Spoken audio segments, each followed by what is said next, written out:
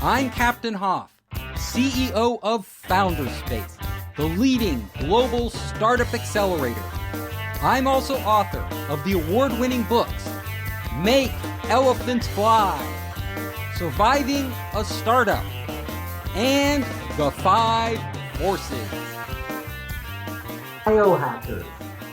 Welcome to the strange and odd world of biohacking. I am going to take you deep, and I'm going to show you what's going on around the world today.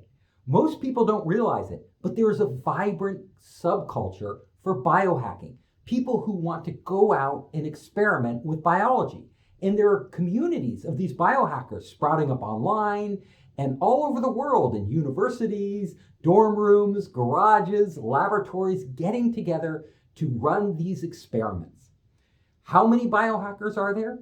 Well, it depends how you define biohacking. If you define it narrowly as people doing extreme experiments, the number is probably in the tens of thousands. However, if you expand that definition to people who take herbal supplements, people who take vitamins, people who experiment with their sleep and things like that, well, the number is huge. It includes maybe a majority of the people on the planet today experiment in one way or another with their bodies. So what is biohacking? That's what we have to ask. Well, there are many, many different types of biohacking. The most basic form of biohacking is when you do something to improve, for example, your health or your performance as an athlete. People are always trying different vitamins and supplements and things like that, different nutritional things to improve themselves. But where we're going to go is a more interesting subculture of biohacking. And that is where people are actually using the advanced scientific tools available today, like CRISPR, DNA editing, like implanting chips in their bodies to alter their performance. This is where it gets really interesting and actually a little bit scary.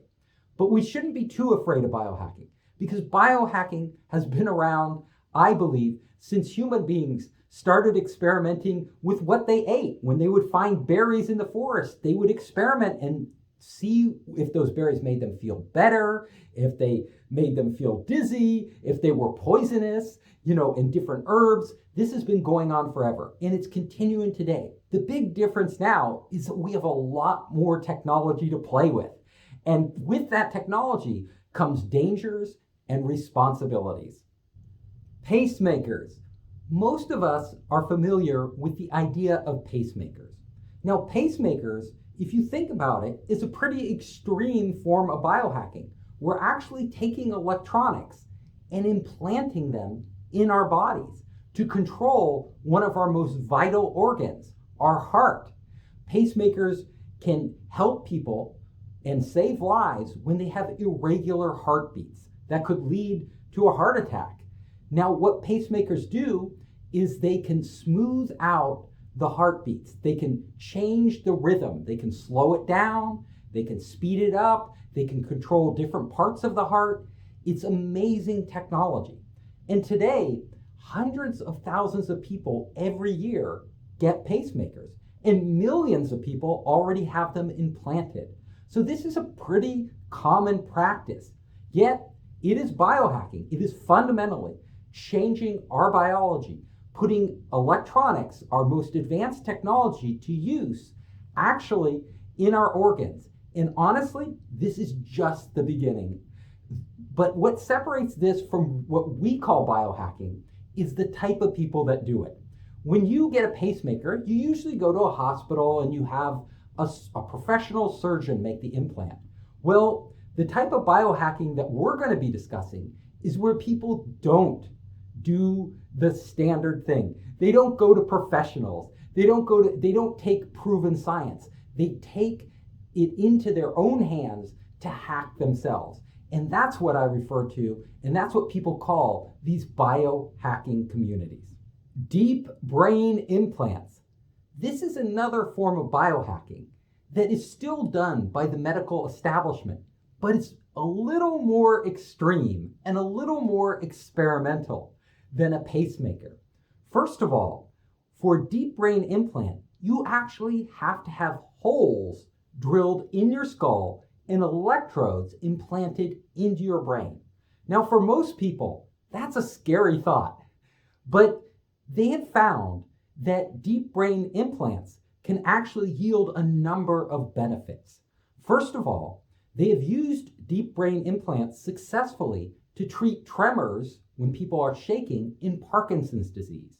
They have also used it to treat obsessive compulsive disorder. And they are experimenting now in a number of different areas. For example, deep brain implants can actually relieve depression. They can actually help patients suffering from dementia. And they have multiple other applications for these implants. It's kind of like a miracle cure. But like a lot of miracle cures, they don't really understand how deep brain implants works.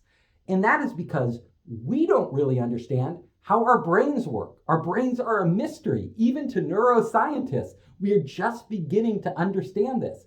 So it's a risky operation. It's on kind of the cutting edge of science. And just because a deep brain implant may benefit you doesn't mean you should get it, because sticking electrodes in your head can have a lot of other ramifications. There could be a lot of things that go wrong, and you never know. It might not work.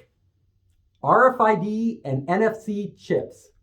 So a lot of people around the world are starting to experiment with implanting chips into their bodies. But this is the real biohackers, because they aren't going to a hospital. They aren't even going to a professional. A lot of them are doing it themselves, or they're going to some sort of friend who's figured out how to do it. Now, for a tiny chip to implant it under your skin isn't too difficult. So this type of surgery, it's invasive, but the risks are minimal. What people are doing is they are implanting these little chips in their skin as a way for them to gain benefits. And you have to ask yourself, are the benefits worth it?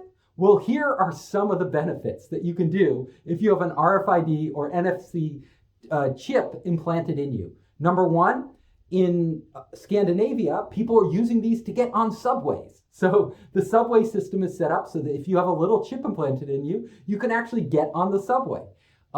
Other people are using them for security in their office, their home office, or an office building where they could get through a security door because they have the chip implanted in them. Could they use a card on the subway or the door? Absolutely. But they think it's cool to have the chip implanted in them. First of all, they never have to remember to bring it along with them, and they can never lose it and nobody can steal it because it's literally part of their body. It's attached to them. So those are some advantages. People are using them to, for their computer security. So when they open their laptop, they know who it is, and it automatically unlocks. All sorts of things you can imagine. At one company, they've actually set up vending machines where if you have an RFID chip, you can go to the vending machine, press a button, get your drink or your snack, and it will automatically be debited from your account. So there are all these different ways to use them. But there's also controversy because in the UK, they're actually worried that companies will start encouraging or strongly encouraging their employees to get these chips in order to track them, in order to enhance security within the companies. And there is actually a debate right now over laws to be passed restricting companies from mandating that employees get chips implanted in them. Now, we're still a bit of a ways off from that, and it's mostly theoretical, these arguments, because most companies don't do it, and most people honestly don't want it. However, in the future, as chips proliferate, as more and more people get chips for medical conditions, get chips, maybe even brain chips for communication, all of these things, then this type of debate will become very relevant to our future society. North Sense. This is a biohack that comes from the startup Cyborg's Nest.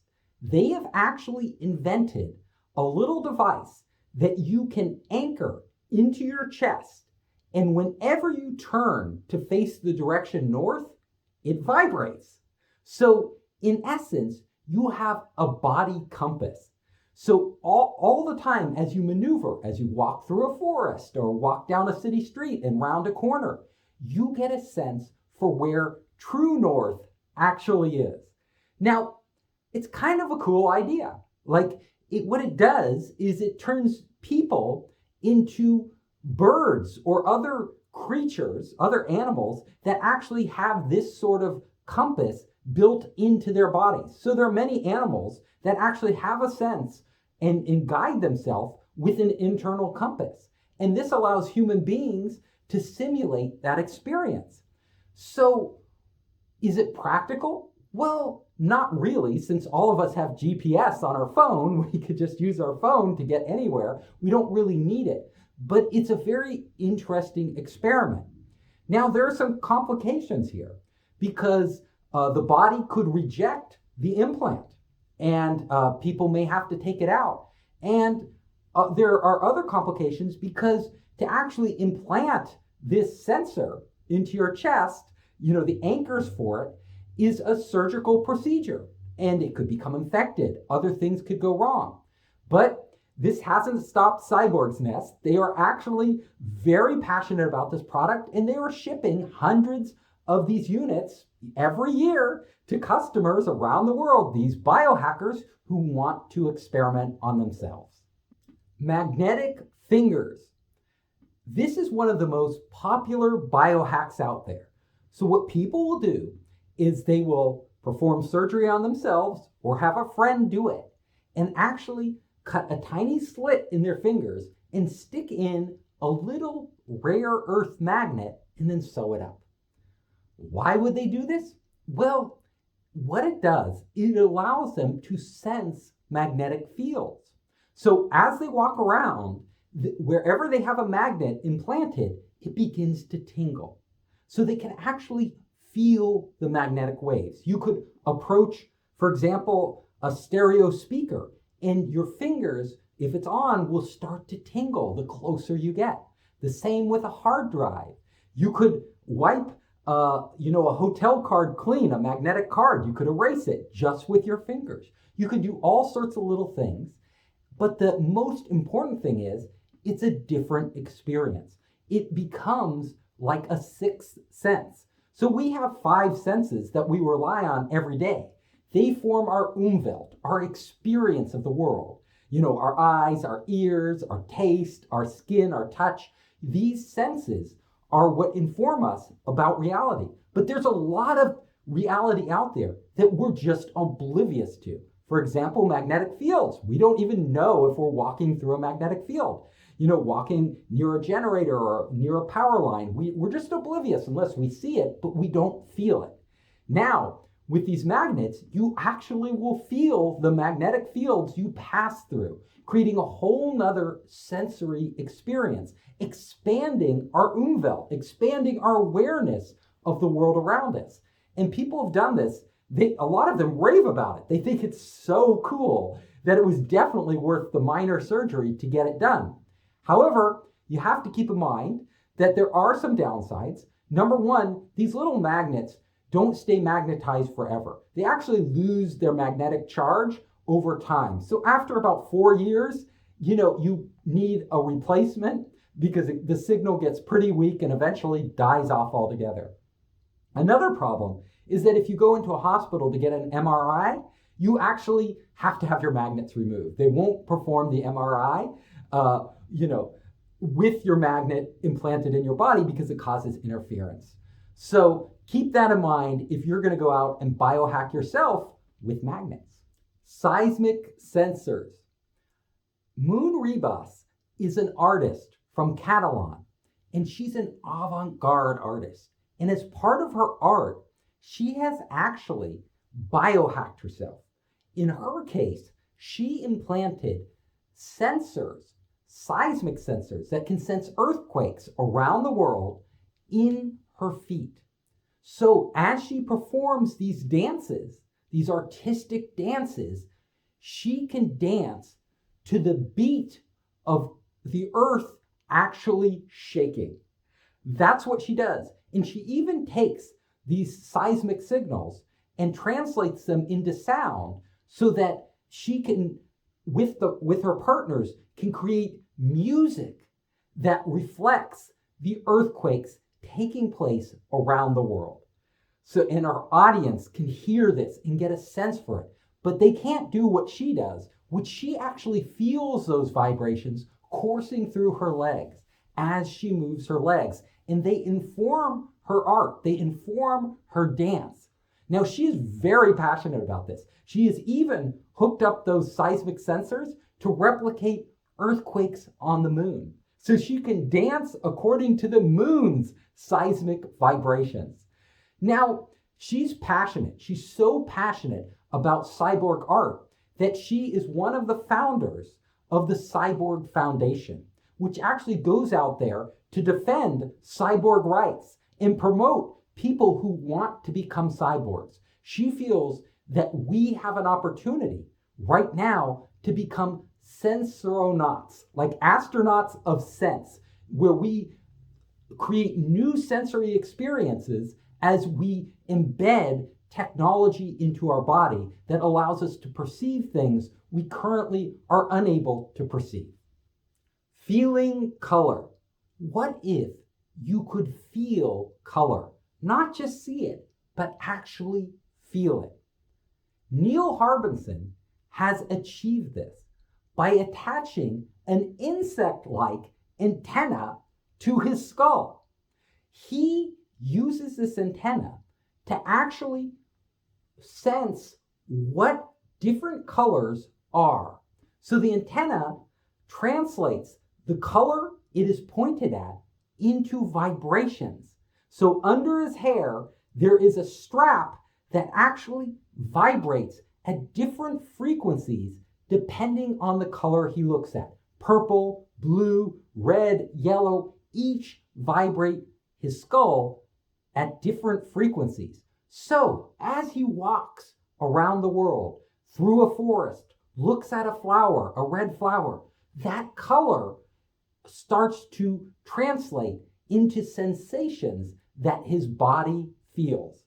Now, the interesting thing is, Neil Harbinson is colorblind.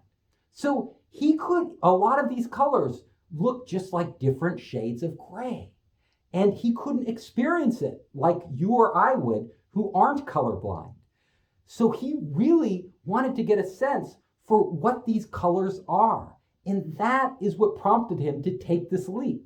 And he has become a renowned cyber artist. He lives in New York, and he actually travels around giving performances and trying to explain to people what it's like to have an additional sense of the world around you. He has even earned distinction as the first cyborg to be legally recognized by a government.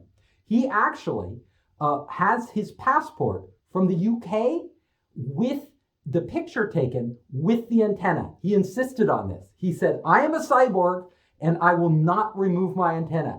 If you want me to give me a passport, you have to use a picture of me as I am. This is my right. So you can imagine he's a character and he's out there performing a task of showing us what is possible when we extend the sensory experiences that we can have by altering, in effect, biohacking ourselves. Decorative biohacking. There are groups out there right now that are biohacking themselves just for the looks of it. So there's one in Pittsburgh called Grindhouse Wetware, and they have been inserting these LEDs subdermally below the skin, and they basically glow and they can blink on and off in different patterns. So it looks really cool and a little bit freaky, but this type of biohacking may be the future. I mean, who knows what fashion will dictate, but 10, 20 years from now, when it's not so uncomfortable to have surgery like this and insert these LEDs and other materials into your body, people may do it. I mean, people get plastic surgery today. People get piercings. All of these things, this has been going on not just recently, but it dates back thousands of years. Tribes have altered the body, flattened the forehead, elongated the neck, tattoos. These are all things that have been around hundreds and hundreds of years, modifying our body for beauty because we thought it was interesting, because it became the fashion, because it's part of our culture. Well, now this has been extended through biohackers using new technologies. E-tattoos, these electronic tattoos you can put on you, they're a painless, simple way to biohack your body. You could go to extremes where you actually have this home done surgery and these homemade devices implanted in you. And honestly, this is just the beginning. I predict, the punk rockers of the future, the young people of the future, they won't be satisfied with a nose ring or even nipple rings and piercings all over their body. They'll want technological equivalents. And this is what could be coming. This decorative biohacking. DIY cyborgs. Now, this is where biohacking really gets extreme. Tim Cannon is one of the founders of Grindhouse Wetware. And not only is he putting little LEDs under the skin, but he's putting larger objects. He's putting objects the size of a deck of cards into his arm and surgically stitching them in there so that they can collect biometric data like his heartbeat, his pulse, and other things. He did this and he kept this device in his arm for several months, and eventually he removed it. I guess it got uncomfortable. But you imagine the risk of infection here is pretty high. In the body, it's not natural for the body. And a lot of the materials they're using would make surgery like this quite risky. It could be, and also these devices will eventually, probably almost in every case, if they're not done by professionals, be rejected by the body at some point and have to be removed. The swelling and other problems. So be cautious if you're going to do this at home. But Tim Cannon, he doesn't care. He's a biohacking believer, and he will go all the way. And he's not alone. There's a whole subculture out there implanting devices in there. There's a guy who implanted basically in his leg a hard drive so that he could save movies and digital music and other information in his leg. There's another person who made these kind of indestructible shin protectors that he implanted in the skin under his shin until they burst open. It didn't really fit right. He was using, he wanted something where if he tripped and fell, he wouldn't feel a thing. But eventually these things burst open and he had to remove them. So it's, people are, anything you can actually imagine people doing, somewhere in the world, there's somebody crazy enough to try it. I assure you. Bat sonar.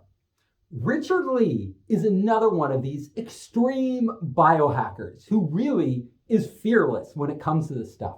So in one of his experiments, he decided he wants to echolocate like a bat. So as bats navigate through the world, they actually see by echolocating, by making noise, and the sound waves bounce off the walls, and then they get their brain processes the equivalent of an image of what's around them. How would he do this? He actually has implanted little speakers, vibrators in his ears. And then he has a coil around his neck. So his goal is to reproduce the sensation and the mechanism that bats use to navigate through dark caves. Why would he do this? Well, Richard Lee is actually suffering from a condition that is causing him to lose his eyesight. He is going blind. So for him, this is more than just a fun experiment. He is actually looking for a way that he can see without his eyes. Will it work? Does it work? Well, the jury's still out, but he is trying to perfect this technology. Lovetron 9000. The name says it all. This is another one of Richard Lee's wacky experiments. He just doesn't stop. He has actually implanted a device into his groin that vibrates. So he can be stimulated at various times by this device as he goes about his everyday life. Now, why did he do this? Well, Richard Lee got divorced, and then he met another woman, and he told her this crazy idea, and she said, that is really cool. You should just do it. So he just did it. And not only did he do it, he is actually selling these Lovetron 9,000 devices that you could buy and implant in your groin. So if you're really interested, Google it. He may still be selling them. And you can go around with a next generation biohacking experience that you would never get otherwise. Google Genius takes 100 pills a day. Biohacking isn't just limited to implanting chips and other foreign objects in your body. There are a lot of people biohacking now with new types of medicines and supplements. Now, Ray Kurzweil, he is sort of the father of transhumanism. He's a really smart guy and a director at Google. And this genius, is actually experimenting with himself to prolong his life. He believes by taking the right combination of pills, he can actually live forever. Well, the pills won't keep him alive forever. He knows that. But the pills, he is hoping, will extend his life long enough so that as medical technology and life extension technologies advance, they can actually keep him alive longer and longer and longer. And the longer he lives, the more advanced the technology becomes. Therefore, he has a chance at never dying, at immortality. Yes, the fountain of youth. Do I recommend you go out and take 100 different pills in hopes that it will prolong your life? Honestly, I don't. There are two sides to this. No one knows what these unproven medications actually do and supplements actually do. And beyond that, nobody understands the interactions between them. If you're taking 100 different pills, some of them herbal, some of them, pharmaceutical, and you're combining them, what will that do to your body? It could extend your life, but it could also cause a lot of damage. There have been, horror stories that I've read, like with kava and other supplements that could wind up seriously damaging your liver and other vital organisms. Or other ones could cause cancer, or other ones could lead to depression. There's all these side effects that can happen as these drugs intermingle and combine in your body. So you're taking a big chance. But, all of these biohackers are taking a chance. That is what they do. There are even people out there who will take other people's blood and you have that intravenously fed into their body. This is called the young blood movement. There's been some research to show that younger people's blood actually restores the body. It can actually extend the life of somebody who is older. So taking blood donations from young people and actually transfusing them into older people can extend their lives. Is this data valid? It's murky right now. People don't know. I've seen reports that, yes, young blood really works. I've seen reports that it's all a sham. The thing doesn't work at all. But honestly, you can go out and sign up for this human vampire program today. It's available. You can Google it. You can find out, and you can, for a hefty price, usually $8,000, maybe more, you can start getting transfusions of young blood, especially if you're older, that supposedly can give you eternal youth. We will see. Chlorine E6 night vision. That's right, you heard it. You someday may be able to see in the dark. And all you need are a few eye drops of chlorine E6. Well, Gabriel Lucena, he tried this. He actually did an experiment. He found that there's a fish that lives in the depths of the ocean, and it can see in almost total darkness because of this chemical in its eye. So he took that chemical and he had it dropped into his own eyes. Now, nobody can verify this for sure, but he claimed, and he has some, documentation to prove it, that in the dark, he could see for a period of time. And of course, eventually this wore off. But again, it's risky. Would you put some strange substance found in a fish in the depths of the ocean into your eye? Could it damage your eye? Could it cause blindness? Could it be, could it lead to infections or other things? Well, the answer is yes. But, he is an extreme biohacker, and he wanted to run this experiment, and he believes it was a big success. Neural interfaces. Kevin Warwick is one of the pioneers of neural interfaces and cyborgs. He is actually known as Captain Cyborg, and he has done many groundbreaking experiments on himself and his family members, as well as his students. He is a professor in the UK at Coventry University. And Kevin is a big believer that we will be merging with our machines.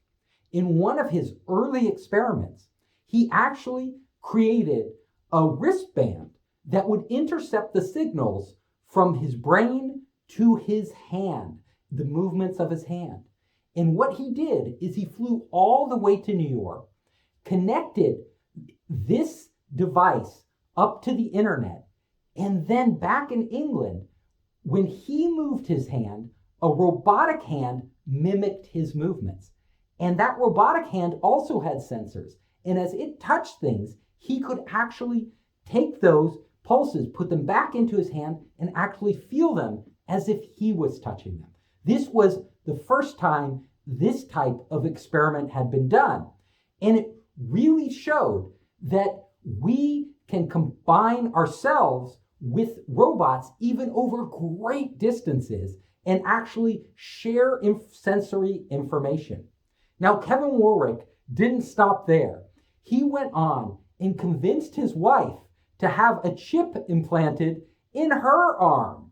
Now, this didn't cause a divorce. It didn't end their marriage. What it actually did was brought them closer together. He says it actually became an intimate experience because whenever she moved her hand, she would send off pulses that would be translated then through the internet. And no matter where he was, he would feel it in his hand. He would feel the same pulses, and he could send pulses to her. So what he did was he joined their nervous system.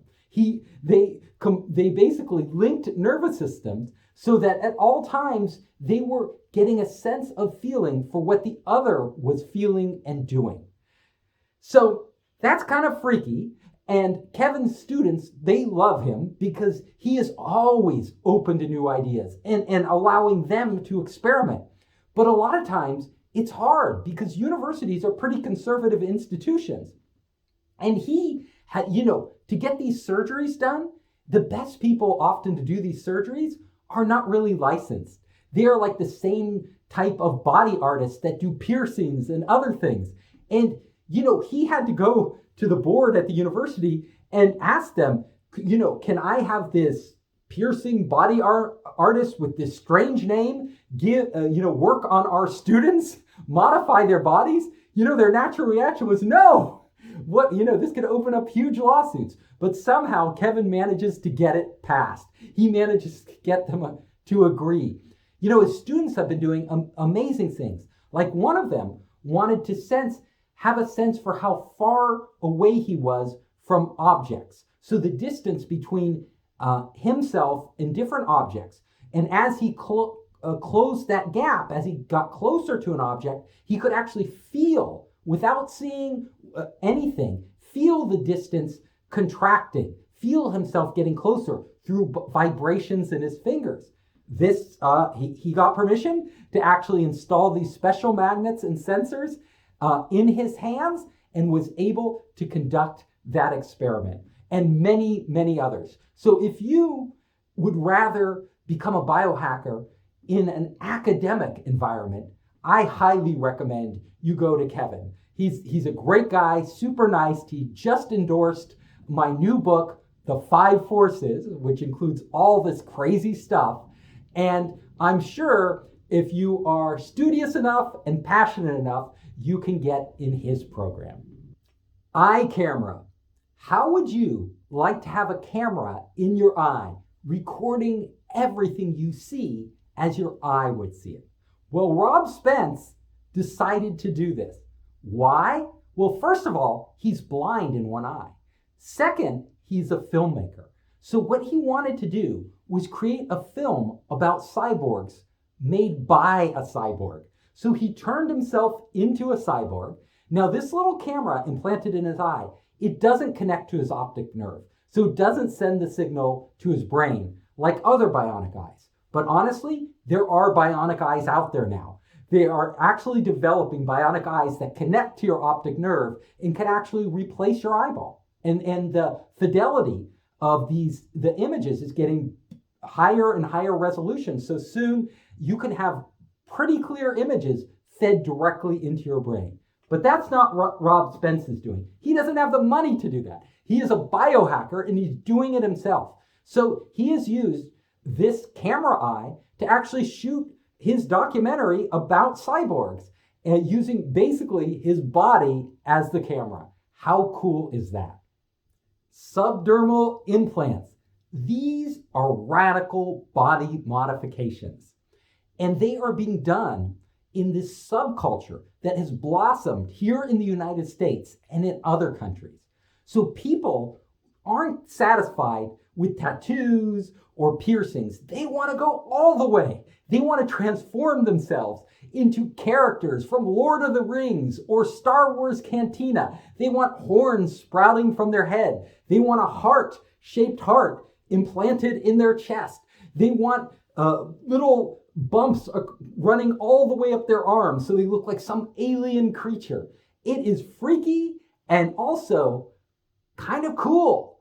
You know, if you think about it, a lot of the practices we accept today, like nose rings and other things, those, you know, decades before were considered really, really freaky.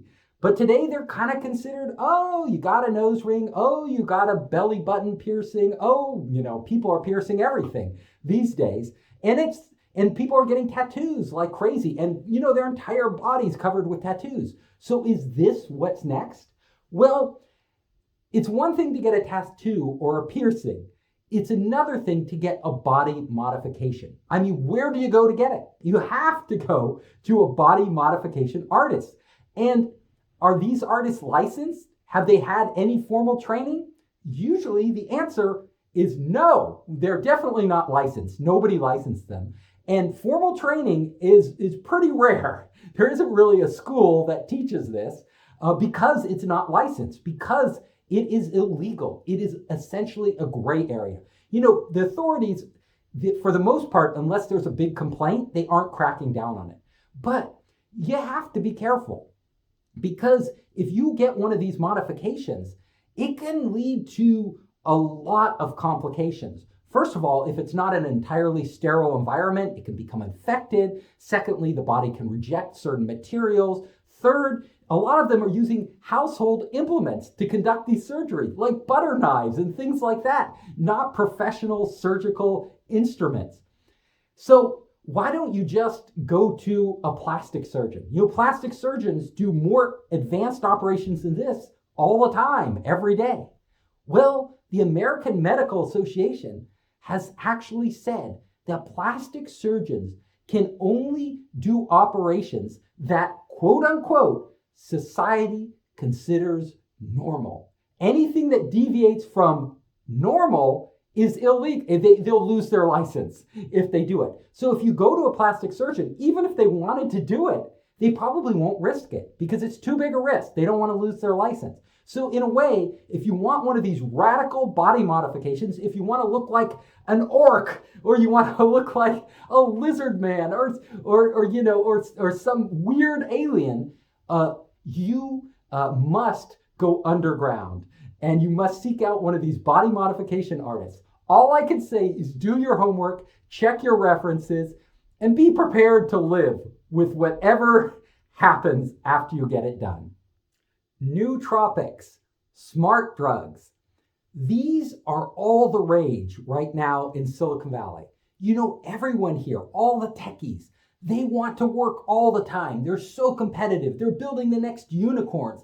They want to be able to stay up late. They want to be able to focus. They want to boost their IQ so they can solve incredibly hard problems in short amounts of time. And they are doing this now by taking drugs. Now, these drugs can be herbal supplements, they can be pharmaceuticals, they can be all sorts of things. Some of them legal, some of them, we don't know, very poorly regulated for sure. And they are taking these in hopes of transforming themselves. I mean, honestly, who wouldn't want to be smarter? Who wouldn't want to be able to concentrate better? That's why so many of us drink coffee and tea. It boosts our mental capabilities for a period of time, and then we have to consume more. So in Silicon Valley, there's one figure that stands out. His name is Dave Asprey, and he is one of the leading proponents of nootropics and all this self-biohacking to improve your performance. Now, Asprey used to weigh 300 pounds, and he was exhausted all the time. Then he started hacking his body with these drugs. And he looks like a triathlete, muscle-bound, thin, and pumped up with energy. And it's hard to say whether the drugs did it or whether it was simply the fact that he went on a better diet and really focused on improving himself. Although he claims that the drugs made an enormous difference. And they have also allowed his cognitive abilities to improve dramatically. In fact, he claims, although there's no real proof to this, that he enhanced his IQ by 20 IQ points after taking smart drugs. And he claims that he has spent over $1 million on this, on improving himself through these biohacking techniques. Now, he has done some pretty amazing stuff. He's a great speaker. He's very experimental. He's not afraid to try anything he recommends on his own body. And one of his war stories is that he'd been struggling to write this book and, hadn't gotten much down on paper. And the publishing date was looming. It kept getting closer and closer and closer. When it was 5 days away, he finally decided he was going to totally boost himself up. So he took all these different drugs, did all these different therapies, and literally wrote the entire manuscript for a book in 5 days. Now that's something. So I don't know how good the book was. Maybe you could go and find it, Google it and read it, and then you can decide for yourself. But the bottom line is a lot of people today are turning to nootropics, smart drugs, to enhance their capabilities in an increasingly competitive world. But you have to beware. These are poorly regulated, if regulated at all. You don't know the interactions. You don't know the effects. You've got to be really careful.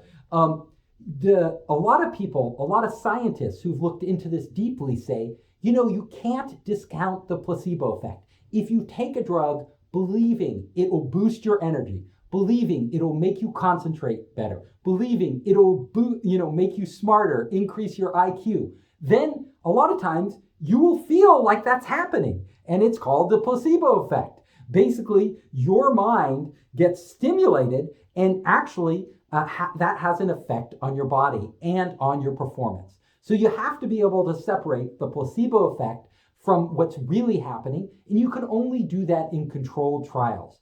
Unfortunately, these guys and what biohackers do in general is they don't wait for controlled trials. They don't wait for the scientific data. They go ahead and experiment on themselves. So if you want to take that risk and perhaps reap the rewards, go ahead. Gene editing. This is the new frontier for biohackers, an irresistible Garden of Eden, because now we have the tools to actually reprogram our genetics, reprogram our bodies, change who and what we are simply by editing our genes. Now, Josiah Zahner is on the forefront of this. He is a young guy. He used to work at NASA, but he felt that job was too boring. And he basically has taught himself how to edit genes. Now, he started with frogs. Frogs, are very simple, and he basically figured out how to edit their genes and enable these frogs to grow muscles more quickly.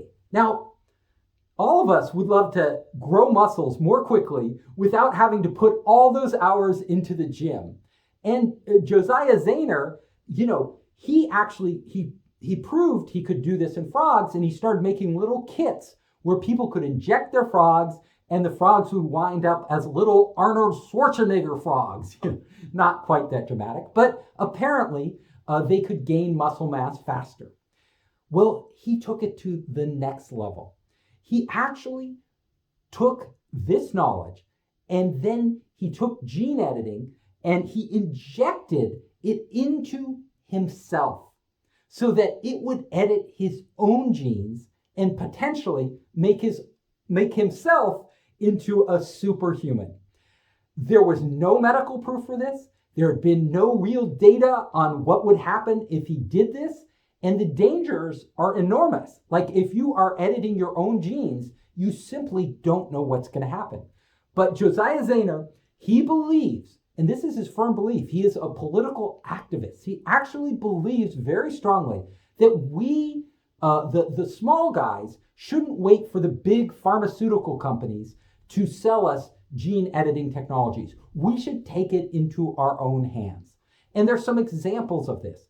For example, using government grants and government research, several big startups, very well-funded startups, have actually developed gene therapies to cure things like an inherited condition of blindness. And the problem with this is that many of them charge a huge amount of money. Like once they patent their solution, and then if you want to have that for your child or yourself, you have to pay a lot of money. It's almost like extortion. The prices are so high, they can run into the $100,000s or the millions of dollars. And imagine somebody who isn't insured for this, but their child is going blind and they need this. Where are they going to get the money? So Josiah Zayner and others like him have seen this happen in the marketplace. And they're like, no, they shouldn't have a monopoly on this technology. All of us should be able to administer it to ourselves. We're smart enough to do it. Well, he went ahead and in a live broadcast injected himself, basically editing his own genes in order to transform his body and build his muscle mass. There's no proof that it worked. In fact, it probably didn't work. And we still don't know what the long-term effects of this are. But Josiah Zayner set a really poor example of biohacking, extreme biohacking. If people start playing with this, people start doing this, the results could be catastrophic. It could seriously impair somebody's health and perhaps even somebody's life. So if you think it's risky to experiment with nootropics and smart drugs and inserting electronics into your body, gene editing is even riskier, like exponentially riskier. And, we have to grapple with this issue. Now, since he did that, Josiah Zayner said he made a mistake. He acted rashly. It wasn't something he should have done, and he shouldn't have done it, especially publicly, setting himself as an example. But I think it's something we can learn from. And it's something not isolated to one individual. People are taking this gene editing technology into their own hands. They're experimenting on animals, living organisms. They're experimenting on themselves. They have the potential to discover amazing things and to make great achievements. I mean, many of the scientists throughout history have experimented on themselves, but they also have the potential to unleash forces that they are unaware of and cause damage that could be severe to humanity and to other creatures inhabiting this planet. You can, for example, unleash a gene drive, which is a genetically programmed drive that actually transmits these changes in the gene from generation to generation. And it can lead to a species extinction or altering a species permanently, where you have permanently altered the gene pool on that. That is something that no human individual and no human company should do lightly without measuring without really understanding the potential damage that can be done. I mean, they're experimenting right now with gene drives in New Zealand. There's been these proposals bouncing back and forth because they have these invasive species, these rats that go around and are killing all the native bird eggs. They're eating the bird eggs and wiping out bird populations. So they're like, well, we could introduce a gene drive that would literally wipe out the rats, like kill them off in a few generations. Is that good? Well, it would be great for the birds, but what if this gene drive isn't contained to this invasive species of rats in New Zealand, and one of these rats jumps on a ship and gets to Australia, and then from Australia to China, and then eventually to America? All the rats in the world could be wiped out. This could be possible, and who are we to take this power into our hand to wipe out an entire species, whether it's rats and they're doing these gene drives on mosquitoes to wipe out malaria? What are the repercussions of this? You know, it's great to wipe out malaria through killing all the mosquitoes, but lots of animals, fish and other things, birds, feed off mosquitoes and other insects. What would happen to them once you took that food source away?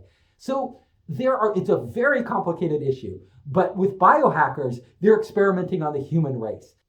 CRISPR kits.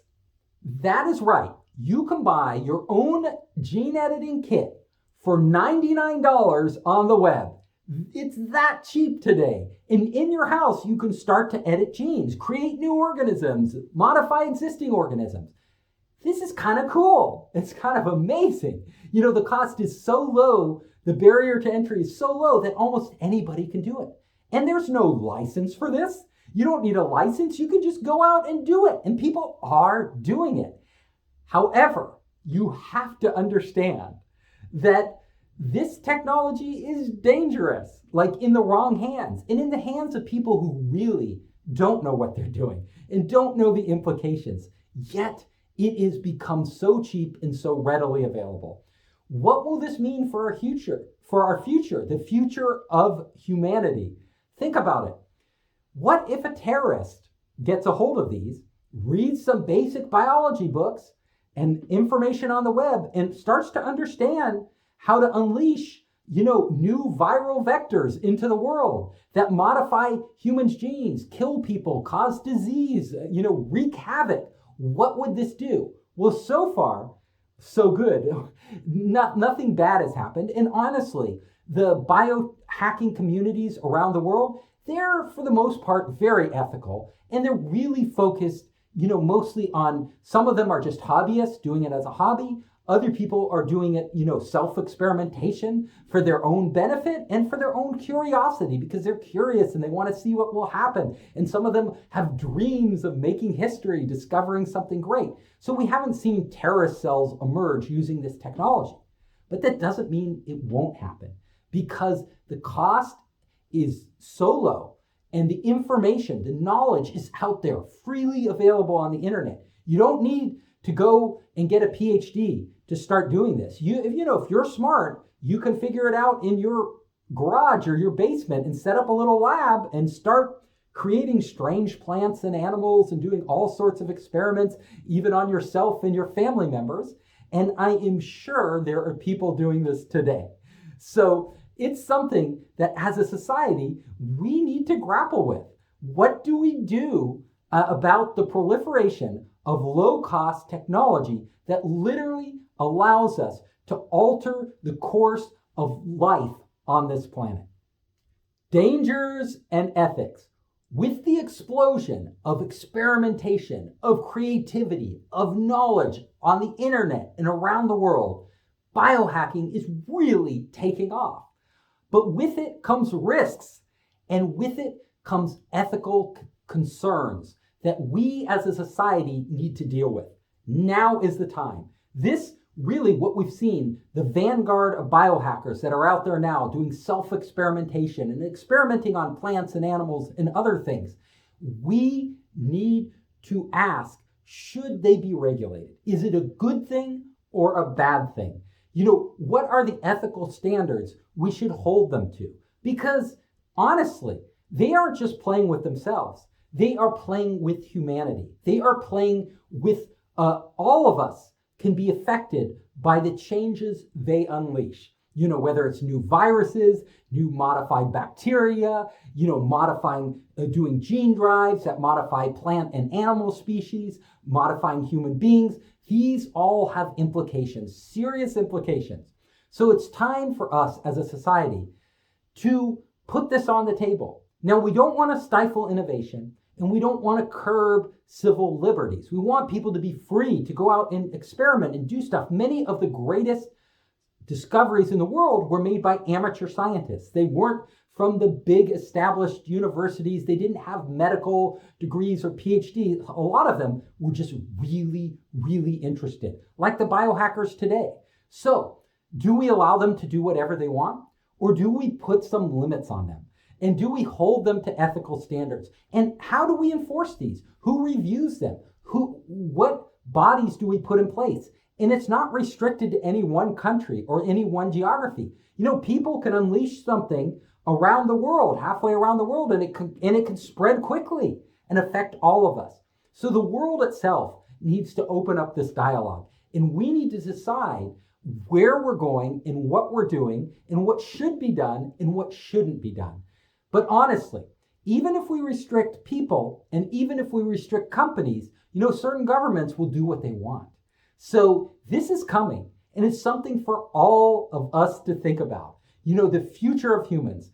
Are we going to be editing human beings? Will that become normal? Will having a variety of different branches, take our single species and we branch off into multiple species that are each experimenting on themselves and on each other. Is this our future? Will we, because of global warming, many species are dying out, and pollution and other things and climate change, all these things are impacting this world. Will we be inventing new species that can withstand these strains? And we're going to be going to other planets. And on these other planets, the environments are very harsh. Will we use biohacking techniques and gene editing to create species that can survive on these planets? These are all questions we have to answer. And they are all coming up faster than you would expect. Because this isn't a small movement, it's a big movement. It's like a steamroller, and it's coming our way. So we either have to just get out of the way and let it roll over what it does, or we have to figure out what we do with this steamroller. I hope you enjoyed the talk. If you liked it, you can come to founderspace.com. You can check out our latest events, contact us, and see my latest books, Make Elephants Fly, Surviving a Startup, and The 5 Forces. You can also find me on all the major social networks. Just search for Founderspace.